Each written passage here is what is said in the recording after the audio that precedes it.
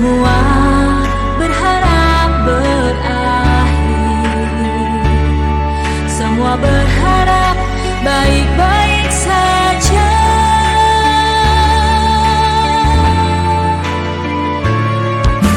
Aku di sini dan kamu di sana, kita bertemu lewat dunia maya. Sehari biasa saja, terlalu lama jadi mulai rindu. Tetap di rumah, belajarlah dengan tenang. Semua ini pasti berlalu. Tetap di rumah, kesehatan yang utama. Kami di sini mendoakanmu, selalu ada untukmu. Sabar Ananda, tunas harapan tetap terjaga. Ini pasti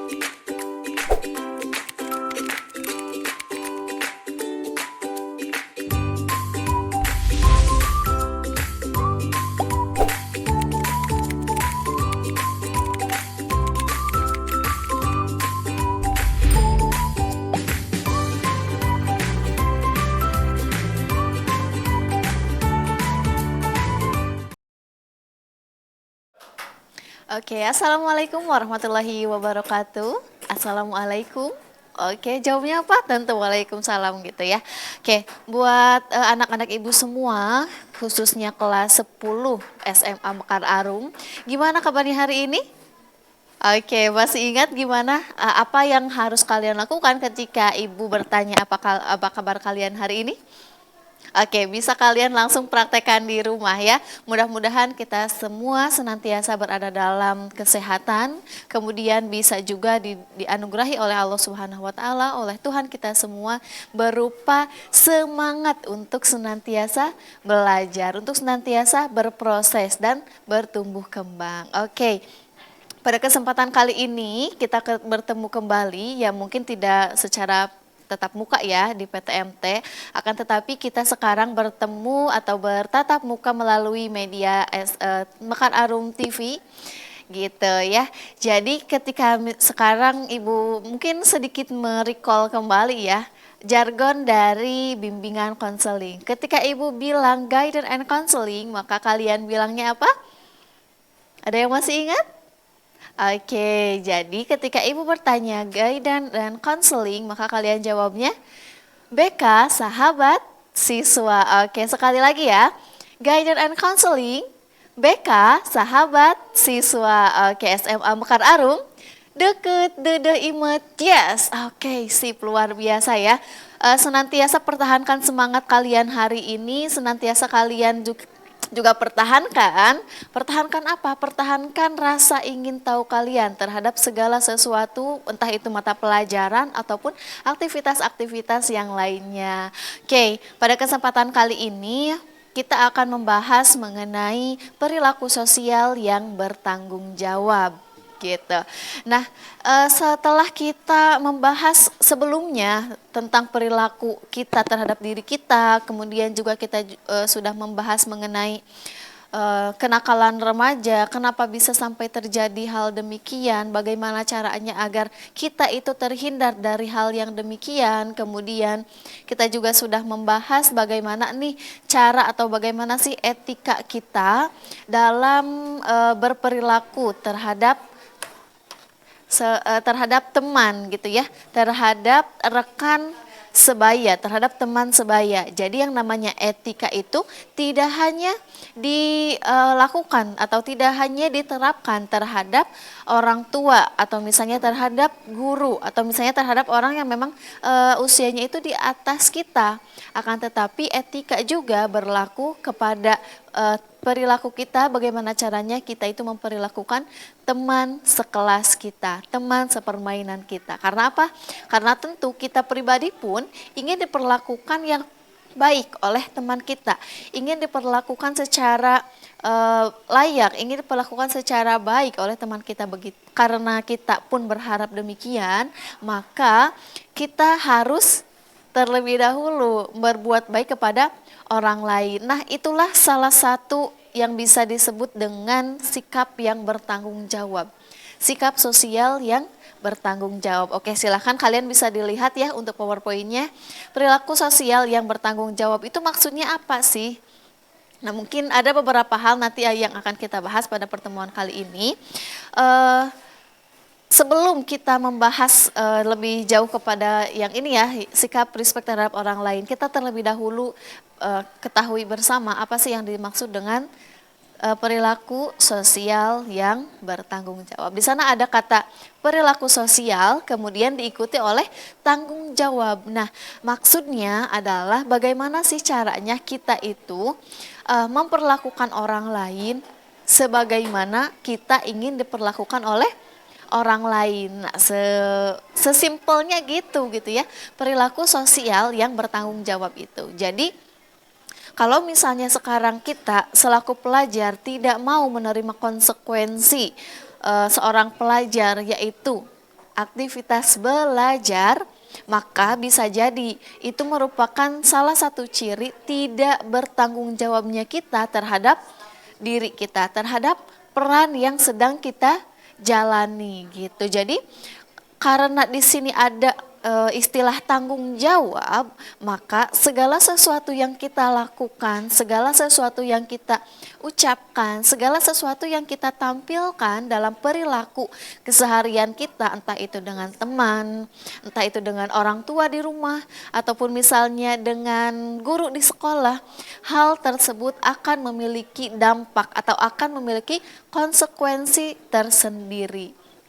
Ibaratnya seperti ini ya, tidak bosan Ibu katakan kepada kalian bahwa kalian nih bebas memilih apapun yang kalian inginkan.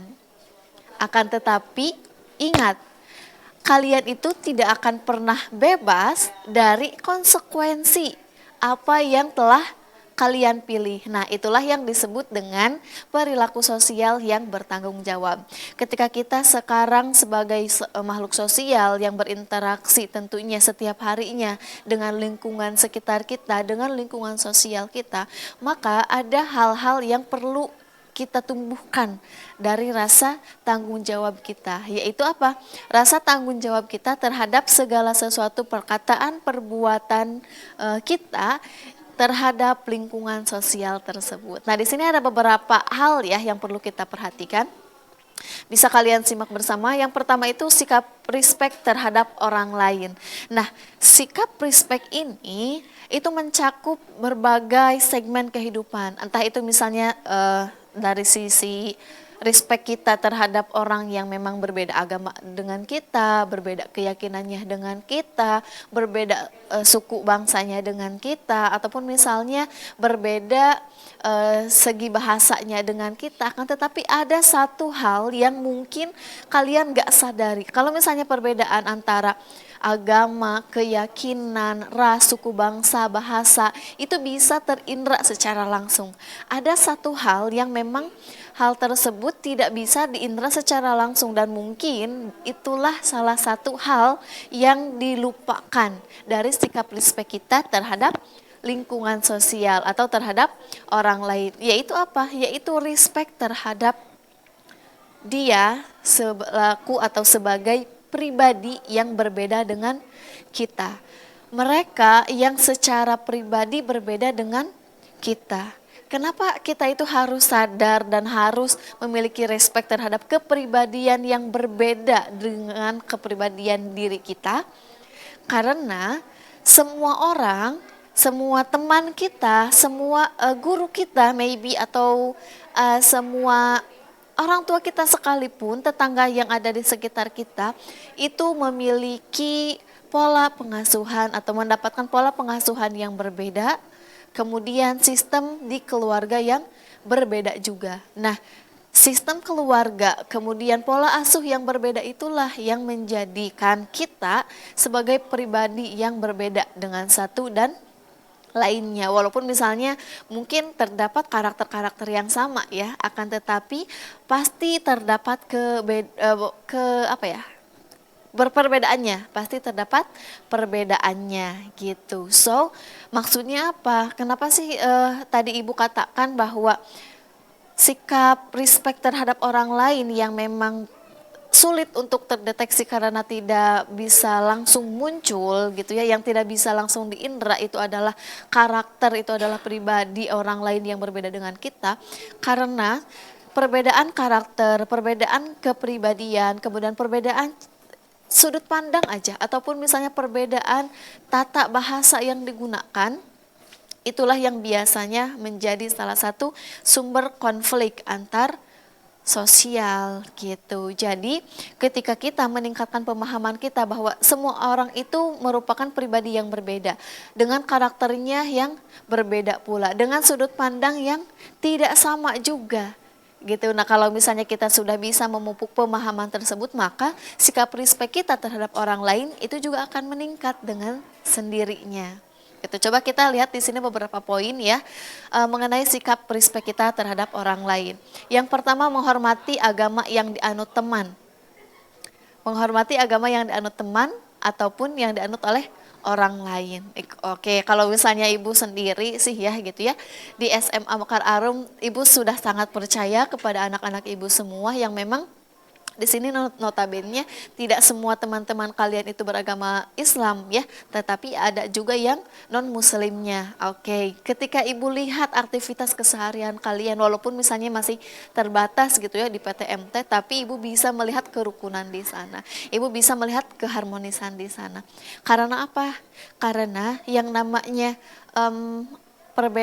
menghormati agama yang dianut atau kepercayaan yang dianut oleh kita semua itu merupakan salah satu prinsip dasar bagaimana caranya kita itu menjaga hubungan harmonis kita dengan lingkungan, yang memang Indonesia sendiri kan memang seperti itu gitu ya, bukan negara yang memang homogen gitu ya, tapi negara dengan heterogen, mulai dari agamanya, sukunya, rasnya, bahasanya, semuanya berbeda, akan tetapi masih bisa hidup rukun bersama. Karena apa? Karena tadi ya sikap respect tersebut. Tuh. Kemudian ada menjalin persahabatan dengan orang lain tanpa melihat perbedaan suku, ras, agama, dan budaya. Oke, kalau misalnya di pembahasan mengenai kenakalan remaja yang telah Ibu sampaikan di pertemuan sebelumnya, Ibu pernah menyampaikan kalau misalnya kita itu berteman, kita harus memilih teman. Kita harus pandai untuk menempatkan diri kita dan teman kita. Apakah ada di tempat yang positif, apakah kita berteman dengan orang yang positif atau tidak. Nah, maksudnya itu bukan dalam artian kalian itu memilih-milih teman. Yang ini mah ditemenin, yang ini mah enggak, yang ini diajakin, yang ini mah enggak. Tidak seperti itu juga. ketika misalnya kalian ada di dalam sebuah ruangan yang bernama kelas, maka kalian tidak boleh untuk membeda-bedakan antar teman satu dengan teman yang lainnya. Semua yang ada di dalam kelas tersebut adalah teman kalian. Semuanya tanpa terkecuali, walaupun memang ya ketika kalian membangun persahabatan, ketika kalian memiliki intimate tersendiri, itu tidak bisa dilakukan terhadap semua orang. Pasti kalian itu di dalam satu kelas memiliki teman yang dekat, beberapa 3 orang katakanlah, atau misalnya 5 orang katakanlah, it's okay, nggak apa-apa. Itu hal yang wajar-wajar saja. Akan tetapi tidak wajar ketika kalian yang bertiga tersebut atau kalian yang berlima tersebut tidak bisa berbaur dengan teman di kelas secara keseluruhan.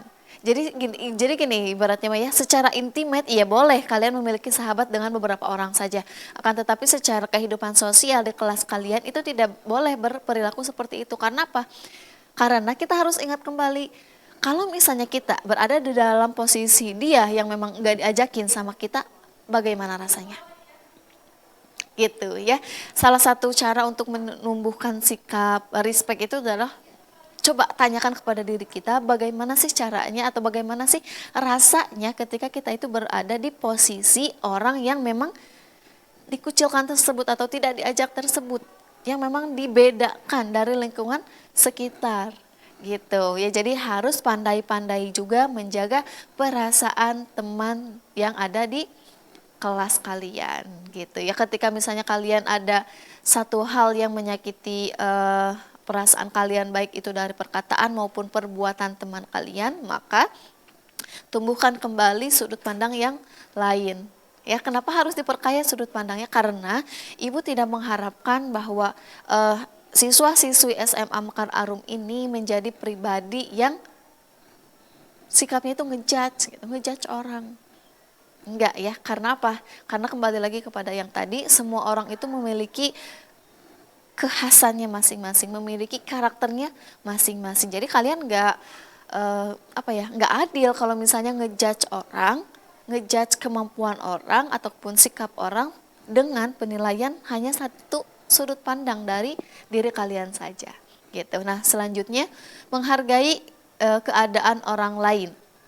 Menghargai keadaan orang lain sebagaimana adanya. Sudah tadi dibahas ya, semua orang itu merupakan entitas yang berbeda. Satu sama lainnya pasti berbeda dengan keunikannya masing-masing. Jadi ketika kalian mendapatkan perbedaan, apapun itu perbedaannya yang ada di dalam diri teman kalian, silahkan pahami perbedaan tersebut adalah ajang pembelajaran untuk kalian. Ajang pembelajaran untuk apa, Bu? Untuk memperkaya kemampuan atau untuk menumbuhkan rasa respect kalian terhadap orang lain. Untuk menumbuhkan juga pengetahuan kalian mengenai bagaimana sih caranya memahami orang lain. Kenapa sih kita itu harus memahami orang lain? Karena sejatinya kita itu tidak bisa dikatakan kita memahami diri kita tanpa kita itu bisa memahami orang lain. Oke, itu quotes yang itu bisa kalian cari, bisa kalian lihat langsung di buku si Jijang yang bukan si Jijang. Di bukunya Eric Fromm yang berjudul The Art of Loving. Nanti Ibu share linknya. Kemudian bertutur kata yang sopan dan tidak mencemoohkan atau melecehkan orang lain. Nah, itu kaitannya dengan etika kalian terhadap teman sebaya. Jadi sikap respect terhadap orang lain ini tidak bisa dipisahkan dari etika kalian dalam menjalin interaksi sosial, di mana kalian itu harus senantiasa menjaga ucapan kalian dan perkataan kalian maupun perbuatan kalian. Karena barangkali ada perkataan, ada perbuatan yang tanpa kita sadari itu berpotensi untuk memberikan luka, untuk memberikan rasa sakit hati di antara teman kita gitu. Nah, selanjutnya sikap atau perilaku sosial yang bertanggung jawab selain menumbuhkan sikap respect ini adalah kepedulian terhadap kepentingan orang lain. Oke, kalau misalnya anak-anak ibu semua yang muslim mungkin sudah familiar gitu ya dengan ungkapan bahwa sebaik-baiknya manusia adalah mereka yang bermanfaat bagi manusia yang lainnya. Ya, begitulah gitu. Kenapa?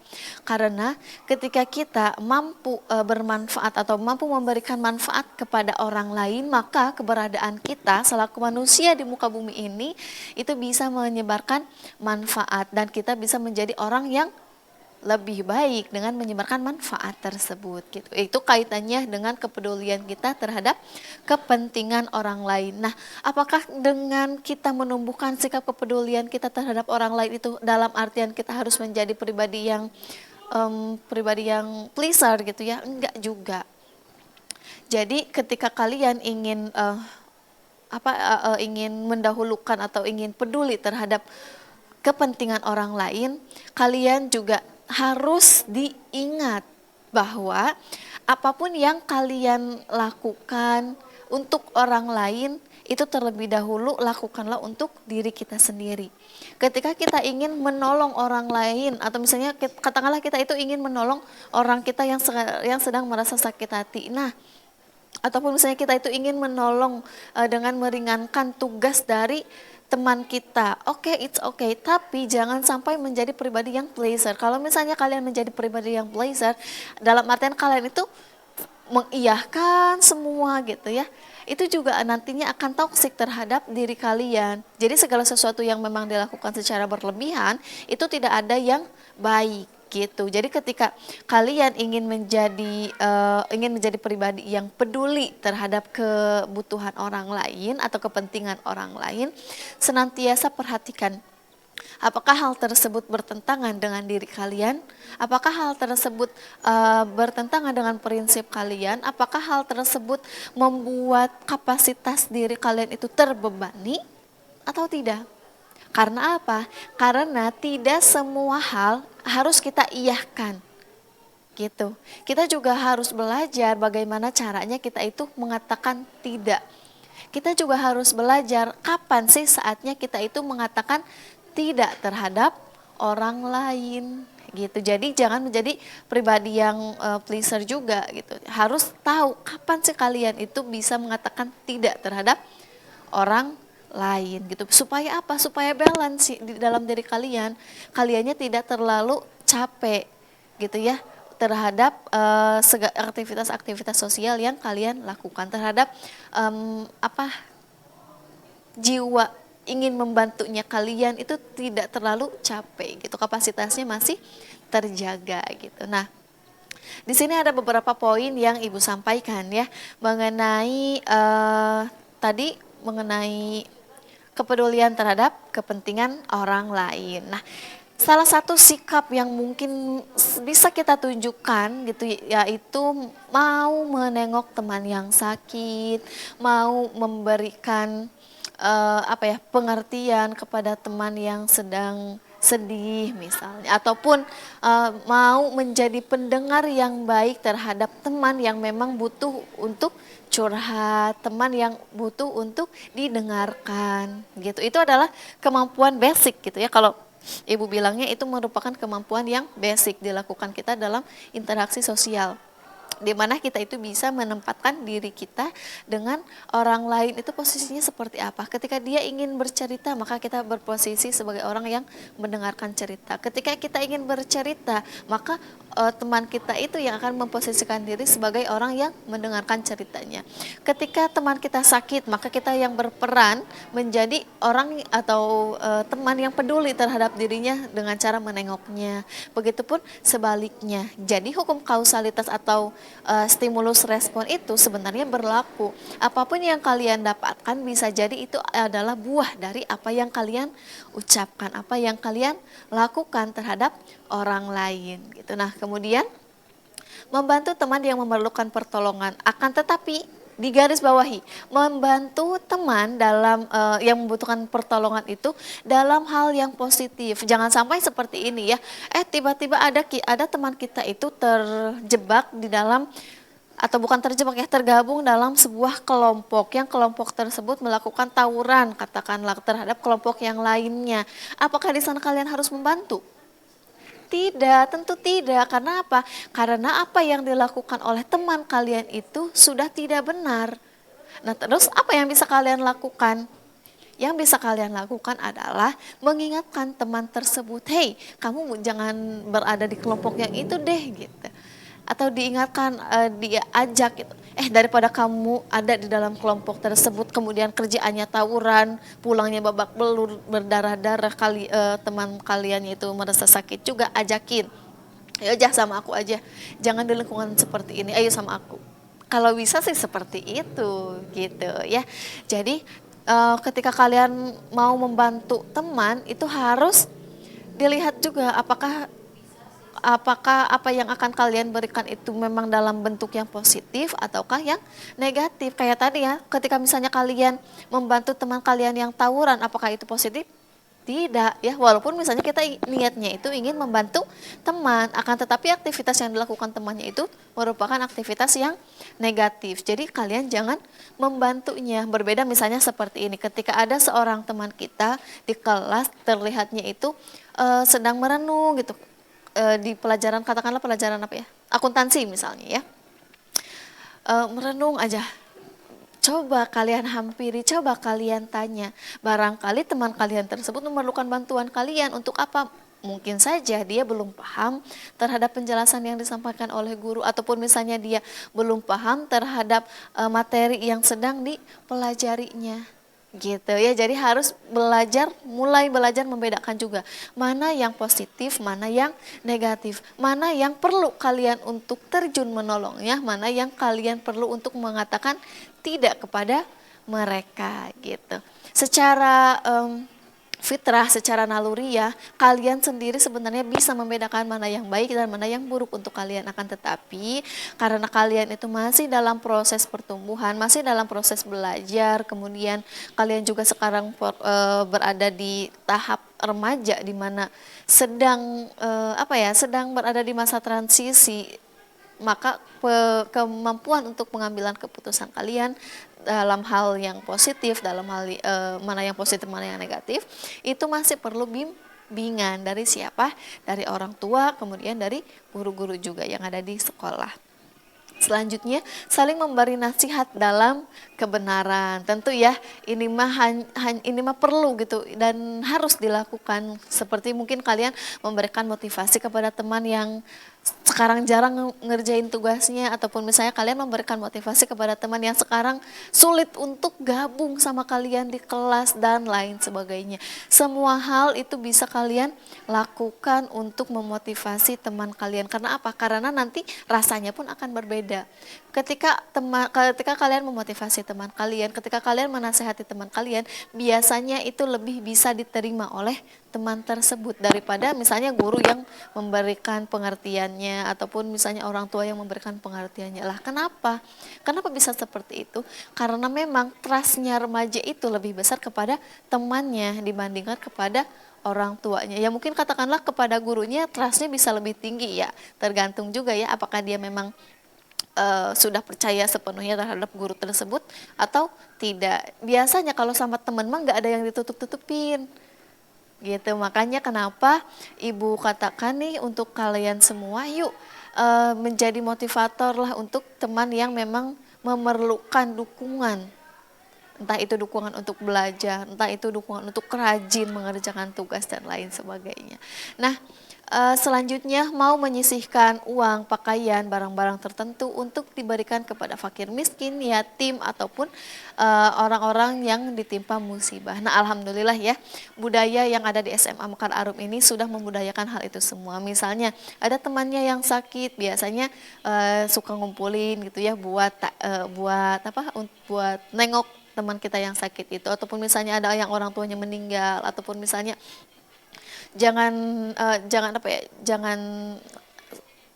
jangankan hanya dalam masalah pribadi keluarga gitu ya, akan tetapi kalian juga mulai dibiasakan bagaimana caranya kalian itu menumbuhkan kepekaan terhadap lingkungan sekitar. Dulu pernah ibu sendiri pernah melihat ya, ada beberapa anak yang mengantarkan sejumlah uang untuk didonasikannya untuk dulu itu untuk Palestina. Kemudian untuk untuk membantu korban bencana yang waktu di di dekat daerah sini gitu, diberikan.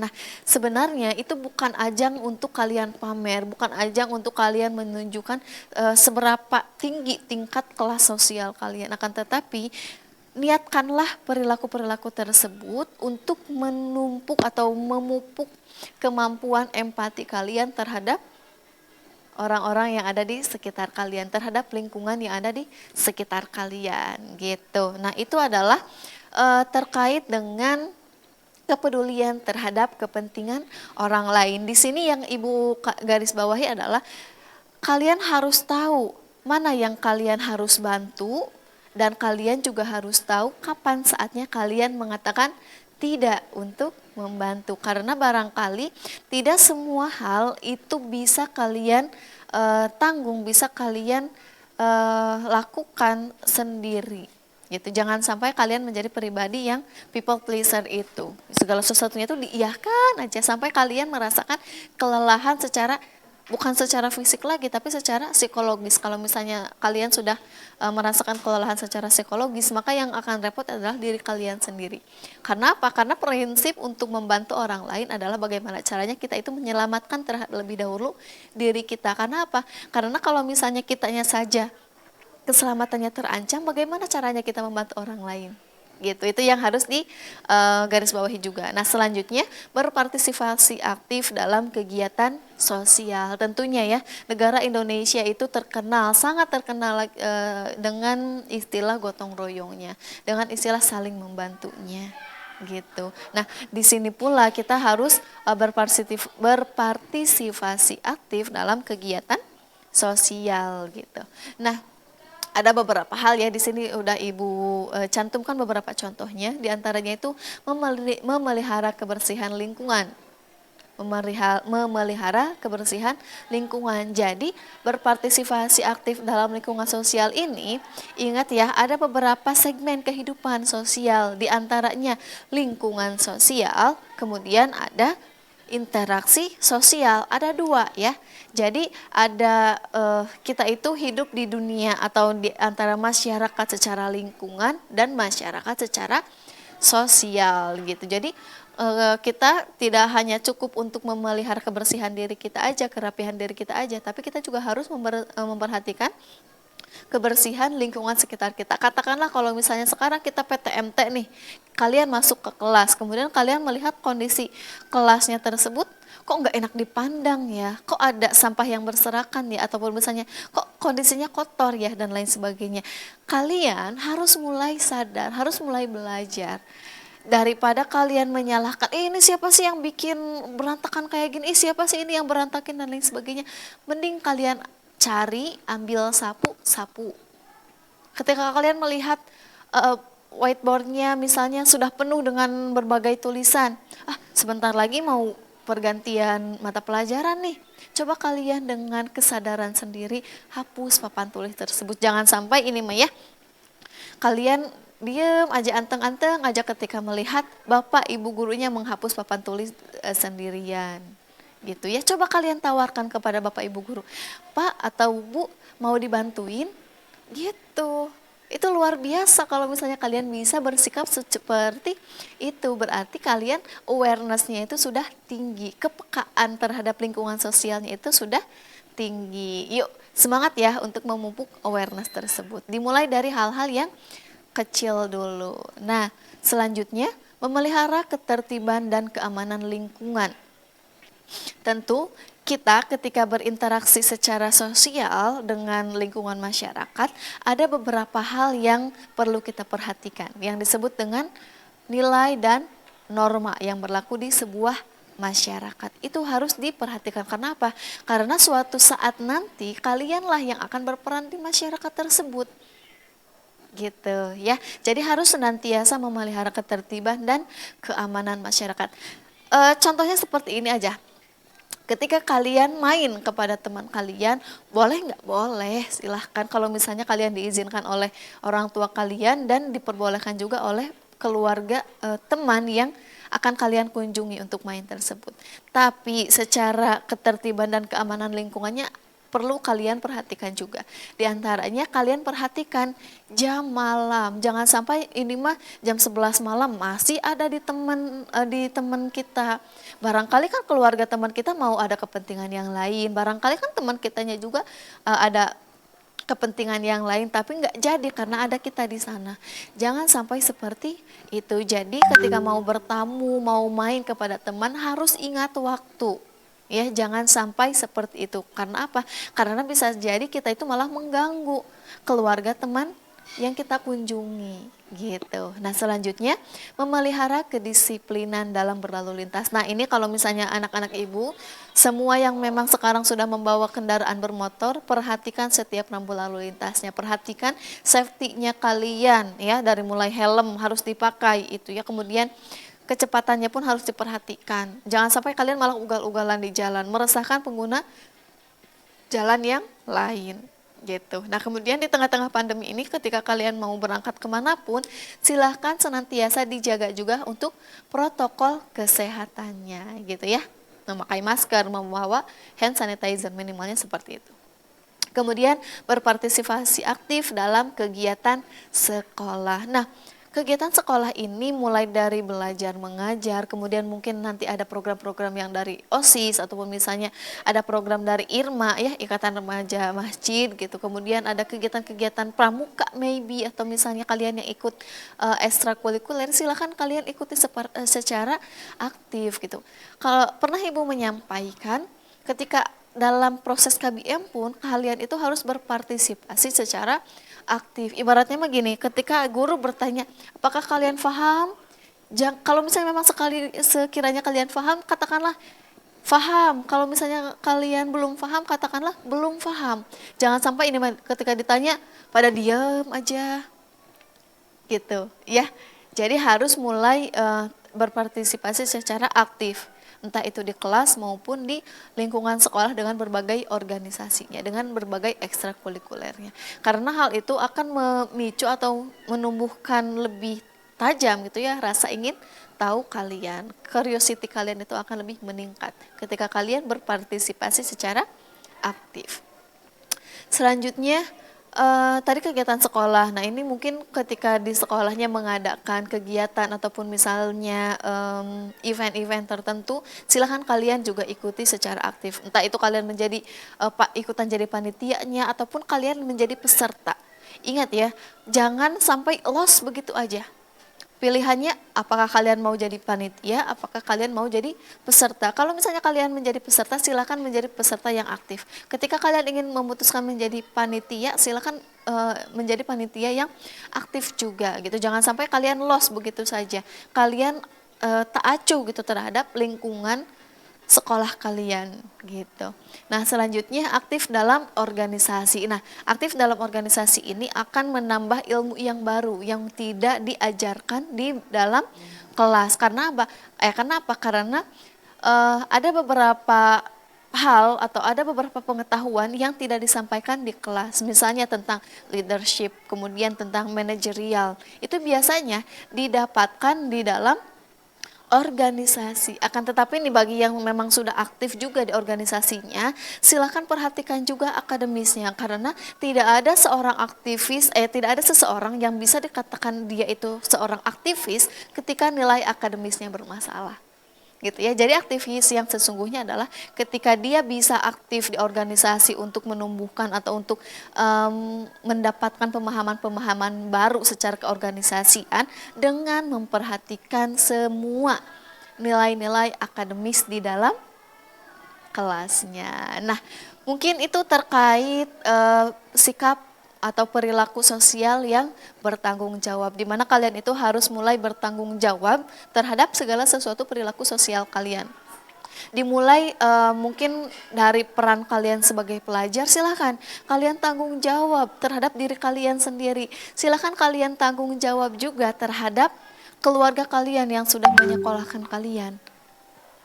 Tanggung jawab seorang pelajar dengan cara apa? Tentunya dengan cara belajar. Ketika ada tugas, silahkan kerjakan tugasnya, gitu. Ketika misalnya ada praktek keluar, silahkan ikuti prakteknya.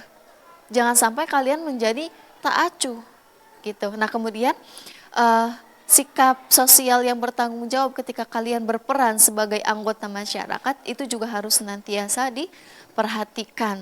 Bagaimana caranya kalian itu bisa berperilaku, bisa bertutur kata sesuai dengan nilai dan norma yang berlaku di masyarakat lingkungan sekitar kalian.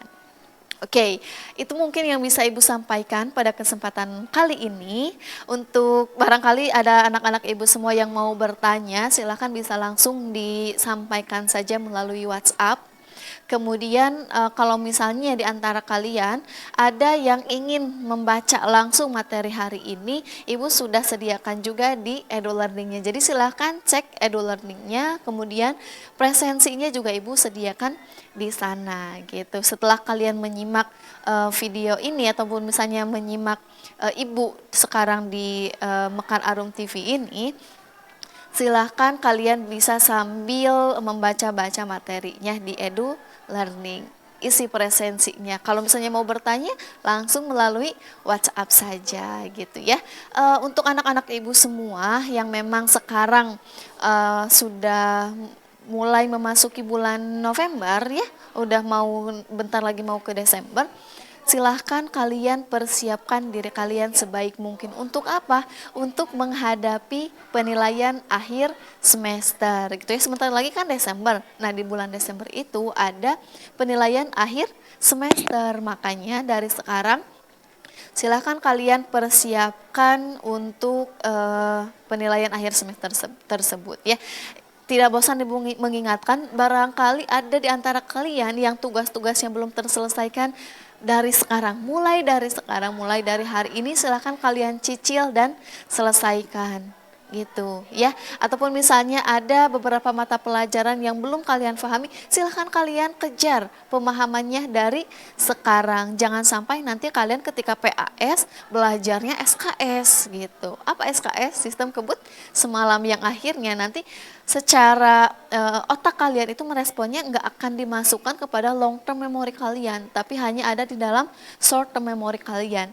Jadi ketika ibaratnya ketika beres ujian nih, beres PAS, apa yang kalian pelajari semalaman itu gone, udah hilang. Begitu aja. Jangan sampai seperti itu ya. Karena apa? Karena proses merecall, mengulang kembali pemahaman-pemahaman kita, hafalan-hafalan kita itu jauh lebih membutuhkan effort yang besar daripada kita sekarang dengan sistem terbiasa sehari mengevaluasi pembelajaran, kemudian sehari ini menghafalkan apa yang perlu dihafalkan, sehari ini memahami materi-materi yang belum difahami, dicicil. Kalau misalnya sistem belajar kalian itu dicicil seperti itu, setiap hari ada yang kalian pelajari, ada yang kalian pahami, itu akan masuk kepada long term memory kalian. Masih ingat posisi short term sama long term memory? Kalau misalnya belum ingat, silakan kalian buka kembali materi di analisis film ketika kita bersama-sama memang menganalisis sebuah film yang berjudul Inside Out. Oke, mungkin itu saja yang bisa Ibu sampaikan pada kesempatan kali ini. Sekali lagi Ibu ingin mendengar atau Ibu ingin merasakan semangatnya kalian. Ketika Ibu bilang SMA Mekar Arum, maka kalian bilangnya deket, dedeh imut, yes, yes, yes. Ibu pengen yesnya 3 kali. Sekali lagi ya. SMA Mekar Arum, deket, dedeh imut, yes, yes, yes. Oke, luar biasa. Guidance and Counseling, BK, sahabat, siswa. Oke, terima kasih. Assalamualaikum warahmatullahi wabarakatuh.